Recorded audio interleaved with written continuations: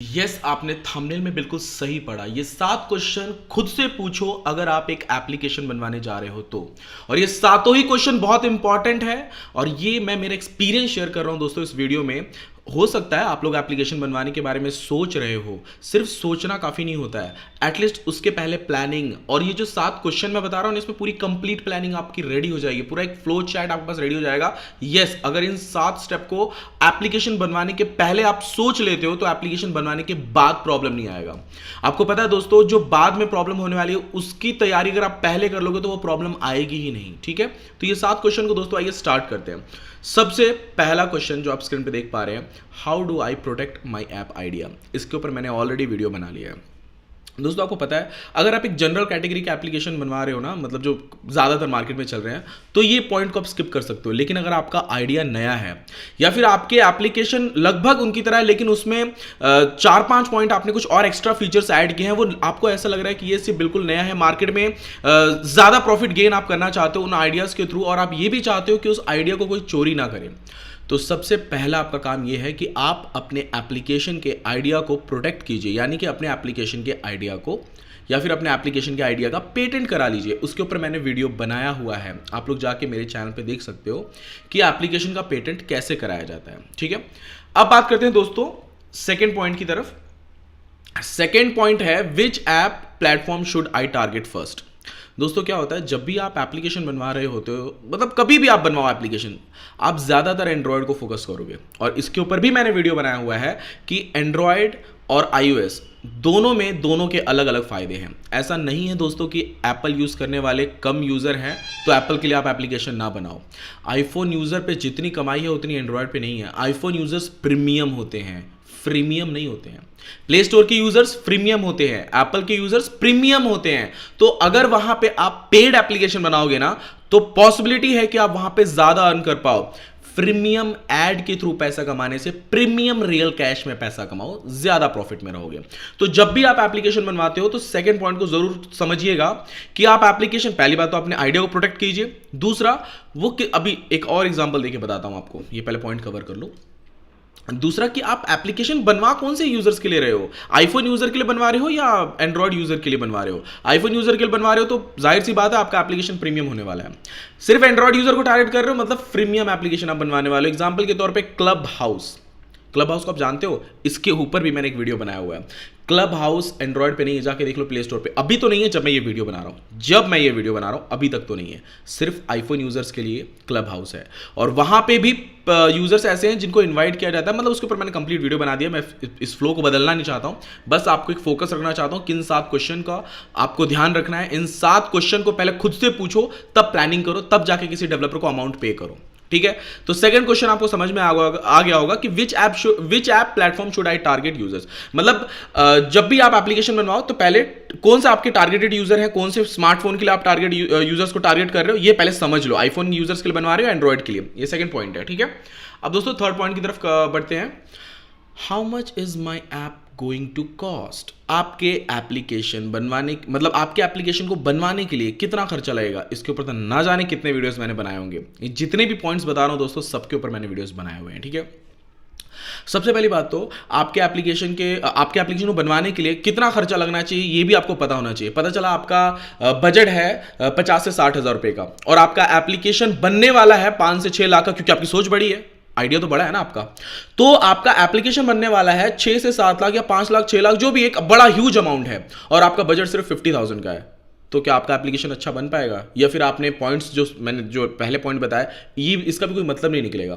तो कभी भी आपका एप्लीकेशन आप जो बनाने जा रहे हो उसको बनवाने में कितना खर्चा लगने वाला है ये भी पहले आप डिसाइड कर लो, सोच लो। मार्केट में ना रिसर्च करो कि ये सब एप्लीकेशंस कितने कॉस्ट में बनते हैं, तो उतना बजट अपने पास पहले रखो, अदरवाइज कोई मतलब नहीं निकलेगा। आप डेवलपर से बात करो, घूमो फिरो, वो टाइम वेस्ट है आपका, बाकी कुछ नहीं है। इससे अच्छा बैठो घर पे, गूगल पे सर्च करो आपका जो आइडिया है उस आइडिया के एप्लीकेशन को बनवाने में लगभग कितना खर्चा लग सकता है। आइडिया नया है तो भी लगभग लमसम अमाउंट आप जो टारगेट कर रहे हो यूजर, सिर्फ एंड्रॉइड के लिए कर रहे हो या iOS, उस हिसाब से आप अपना बजट लेकर चलिए, या फिर एक दो डेवलपर से मिलिए, उनसे कॉस्ट को समझिए। एक ही डेवलपर से बात किया, कॉस्ट को समझ लिया, उसने आपको 10 लाख बोल दिया तो क्या 10 लाख पे कर दोगे? ऐसा नहीं होता है। कभी भी कॉस्ट को समझिए, मार्केट वैल्यू क्या चल रही है, मार्केट में और भी बहुत सारे डेवलपर हैं, वो कितना कितना कॉस्ट लेते हैं, इस पॉइंट को समझिए, ठीक है। तो जब आप एप्लीकेशन बनवाने जा रहे हो तो उसके पहले कॉस्ट को समझिए कि इसमें कितना खर्चा लगने वाला है, और उस बजट को अपने पास रखिए। वरना क्या होगा, आपने आधा ही पैसा मतलब डेवलपर को दे दिया, बाद में आधा पैसा देने के लिए आपके पास पैसे ही नहीं है, तो ना डेवलपर आपको खुश कर पाएगा, ना आप डेवलपर को खुश कर पाओगे। फिर आपका पैसा जो आपने दिया वो भी वेस्ट गया, और जो डेवलपर ने अपना टाइम दिया आपके एप्लीकेशन को बनाने के लिए वो भी वेस्ट गया, दोनों का टाइम वेस्ट हो गया, ठीक है। तो इस चीज को जरूर ध्यान रखिएगा। अब बढ़ते हैं दोस्तों चौथे पॉइंट की तरफ। How long will my app take to make? How long my app take to make, इसका मतलब ये है कि आपके एप्लीकेशन को बनने में कितना समय लगेगा। इसके ऊपर मैं एक वीडियो बना दूंगा, ज़रा डिटेल में आपको समझ में आएगा कि एक एप्लीकेशन को बनने में कितना समय लगता है, ठीक है। तो ये इसलिए क्योंकि ये ज़्यादा ज़रूरी है, क्योंकि आपको स्टेप्स पता होने चाहिए कि एक एप्लीकेशन को बनने में आखिर समय क्यों लगता है ज़्यादा, किन किन स्टेप से गुजरना पड़ता है। सबसे फर्स्ट उसका यूआई डिज़ाइन रेडी होता है, ठीक है। उसके बाद में उसके फंक्शनैलिटी के ऊपर वर्क होता है, फिर टेस्टिंग की बात आती है, टेस्टिंग के बाद हम डिलीवर करते हैं, फिर बग्स, बहुत सारी चीज़ें रहती हैं। तो ये बहुत सारे स्टेप्स से गुजरना पड़ता है एप्लीकेशन को। तो कितना समय लगने वाला है ये भी पहले आपको प्लानिंग करके रखना है। ये क्यों प्लानिंग करके रखना है ये भी बता देता हूँ। समझ के चलो आपने प्लानिंग नहीं किया, आपने सोचा अच्छा मेरा एप्लीकेशन मतलब डेवलपर ने आपको बोल दिया 30 डेज में बन जाएगा, आपने 30 डेज की प्लानिंग कर ली कि 30 डेज में आप उसका प्रमोशन करोगे। 30 दिन बाद आप बहुत सारी चीज़ें आपने मन में सोच रखा है, ये इवेंट करूंगा, वो इवेंट करूंगा, प्रमोशन यहाँ करूंगा, वहाँ करूंगा, लेकिन 30वें दिन आपको एप्लीकेशन नहीं मिला तो क्या करोगे? तो कभी भी एप्लीकेशन के लिए जितना टाइम डेवलपर बताता है उसका कम से कम 15 डेज और एक्स्ट्रा आप समझ के चलिए, ठीक है। बग्स विग्स आते रहते हैं एप्लीकेशन में सॉल्व करने को, किसी भी डेवलपर को टाइम लगता है, मैं ही नहीं, किसी भी डेवलपर को टाइम लगेगा ही लगेगा, ठीक है।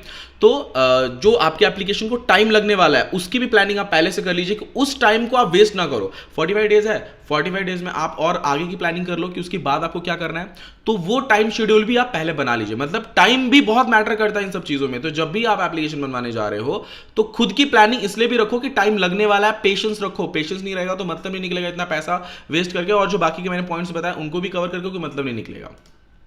पांचवा पॉइंट बहुत इंपॉर्टेंट है, इसके ऊपर भी मैं एक वीडियो बनाऊंगा। चौथा और पांचवा पॉइंट जो है इनके ऊपर मैं कंप्लीट एक वीडियो बनाने वाला हूं। पांचवा पॉइंट है how do I raise money from my app. आप अपने एप्लीकेशन के लिए पैसा कैसे उठा सकते हो इन्वेस्टर से, या फिर कहां से रेस करोगे, फंड कहां से रेस करोगे। समझ के चलो आपके एप्लीकेशन को बनाने के लिए 10 लाख रुपए लग रहे हैं, तो क्या 10 लाख रुपए आपके पास है अभी जेब में? अभी लेकर आओगे? अगर डेवलपर ने बोल दिया 10 लाख रुपए, तो क्या 10 लाख रुपए पे कर पाओगे? भी नहीं कर पाओगे। मुझे जहां तक पता है 90% जो मेरे सब्सक्राइबर्स हैं वो नहीं कर पाएंगे, ठीक है। तो मतलब ना ऐसा ज़रूरी नहीं है दोस्तों कि आपको एप्लीकेशन बनाने के लिए, एप्लीकेशन बनवाने के लिए पैसे की ज़रूरत पड़ेगी, ये ज़रूरत नहीं, ये ऐसा कुछ ज़रूरी नहीं है। आप इन्वेस्टर फाइंड कर सकते हो, फंड रेस कर सकते हो। फंड कहाँ से रेस करना है, कैसे रेस करना है, इसके ऊपर मैं अलग से वीडियो बना के दे दूंगा। अगर आपका ज़्यादा लाइक इस पर आया तो मैं कल ही वीडियो बना के दे दूंगा वो, ठीक है। ज़्यादा से ज़्यादा लाइक आया तो फंड कैसे रेस करना है और कहाँ से लेना है, कहाँ से उठाना है पैसा, कितने टाइम आप उनको देने वाले हो, ये सारा अमाउंट का भी बजट आपको मतलब कहाँ से रेस करना है, इन सब चीज़ों का बजट आपको लेकर चलना पड़ेगा। और इसकी भी प्लानिंग आपको पहले करनी पड़ेगी। खुद से पहले सवाल पूछो पैसा लाओगे कहाँ से, ठीक है। तब जाके एप्लीकेशन डेवलपमेंट की तरफ बढ़ो। वरना क्या होता है, आधा अधूरा नॉलेज लेके चले जाओगे, फिर वहां पे आपका भी टाइम वेस्ट होगा, डेवलपर का भी टाइम वेस्ट होगा। ये मेरी जो दोस्तों मैं कोई भी पॉइंट बताता हूं तो बहुत सोच समझ के, मैं जितने भी आजकल मेरे वीडियोस आ रहे हैं पहले मैं इन पे खुद रिसर्च करता हूं, मेरे एक्सपीरियंस मतलब जो मेरे साथ होता है वो सारी चीजें मैं आपको बता रहा हूं, ठीक है। तो पांचवें पॉइंट को बहुत ध्यान से आप मतलब याद रखो इस चीज को कि पैसा कहां से लाना है। 6th पॉइंट बहुत इंपॉर्टेंट है, how can I keep my app from failing. समझो दोस्तों क्या होता है, कभी भी ना आपको पता होगा एक सिक्के के दो पहलू होते हैं, वैसे ही कभी भी जब आप एप्लीकेशन बनवाते हो ना, यहाँ पे भी दो चीज़ें रहती हैं। ज़रूरी नहीं है कि आपका एप्लीकेशन सक्सेस हो जाएगा, इस चीज़ को मानो समझो। आपने कितना भी पैसा अमाउंट लगा दिया ना, तो ये ज़रूरी नहीं है कि आपका एप्लीकेशन सक्सेस हो जाएगा। अगर फेल हो गए तो क्या करोगे, उसकी भी प्लानिंग पहले से रखो। अगर आपका एप्लीकेशन मार्केट में नहीं चल रहा है तो उसकी भी प्लानिंग रखो। एग्जांपल देके बताऊं आपको, टिकटॉक एप्लीकेशन आपको पता होगा, टिकटॉक एप्लीकेशन पहले फेल हुआ था मार्केट में, बाद में वो सक्सेस हुआ। आप गूगल पे जाके सर्च कर लो। टिकटॉक एप्लीकेशन पहले एंटरटेनमेंट की कैटेगरी में नहीं आता था, टिकटॉक एप्लीकेशन बनाया गया था जो एजुकेशन मतलब एजुकेशन को शॉर्ट किया जाए।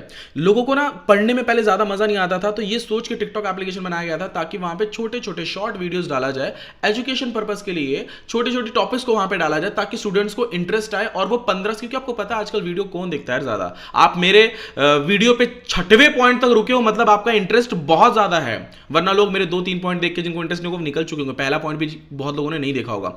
तो ऑडियंस रिटेंशन लेना वीडियो के ऊपर बहुत हार्ड रहता है दोस्तों, मेरे को भी बहुत इस पर सर्च करना पड़ता है। तो जो टिकटॉक था उसने एजुकेशन को देके पहले बनाया एप्लीकेशन, लेकिन एजुकेशन में आप सभी को पता है किसको इंटरेस्ट है ज़्यादा, किसी को भी इंटरेस्ट नहीं है। जब वो एंटरटेनमेंट की कैटेगरी में आया टिकटॉक, तो बूम कर गया मार्केट में, सबको पसंद आने लगा, क्योंकि एंटरटेनमेंट सभी किसी को पसंद है, पढ़ाई सबके भेजे में नहीं घुसती है, ठीक है। तो वैसे ही आप सबसे पहले बात तो सोचो, खुद को पहले उस चीज़ के लिए स्ट्रांग करो कि अगर आपका एप्लीकेशन फेल हो गया तो भी कोई दिक्कत नहीं है यार, उसका नेक्स्ट प्लानिंग करके रखो। लेकिन फेल हो जाएगा तो फेल होने ही क्यों देना। अपने एप्लीकेशन को फेल होने के पहले अपने आप को, आपके एप्लीकेशन में क्या गलतियां कर रहे हो आप, उसको पहले सुधारो, ज्यादा बेस्ट रहता है, ठीक है। आइए दोस्तों बढ़ते हैं 7वें पॉइंट की तरफ।